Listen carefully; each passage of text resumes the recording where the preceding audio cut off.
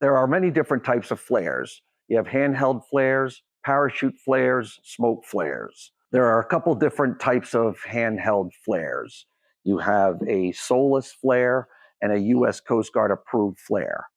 A U.S. Coast Guard approved flare is a flint type system where you're striking the flare. The Coast Guard approved flare will drip slag and won't burn as bright, about 900 candela. A SOLAS flare is going to burn brighter, about 15,000 candela.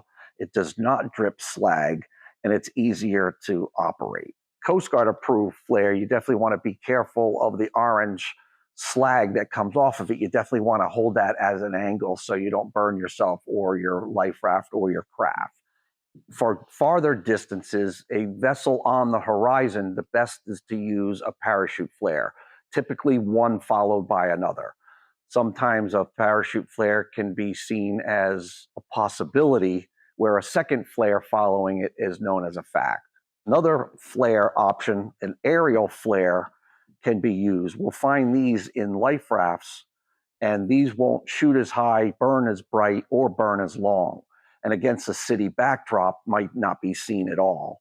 The same can be said of a gun type flare, that they won't shoot as high, burn as bright, or last as long. A SOLAS parachute flare is definitely going to be the most visible because it shoots high and there's no mistaking it. A SOLAS smoke flare will operate for 3 minutes with thick, billowing orange smoke. These are good to set off when you have aircraft visible, and they are seen for miles. You also have a handheld Coast Guard approved smoke, which will send a trail of smoke off of the top of the flare. And this is not as thick and won't burn as long. When using a smoke flare, you definitely want to use these during the day. They have high visibility, but only during the day.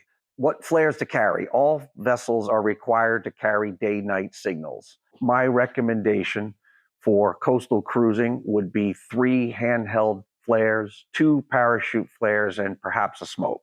I would double those for offshore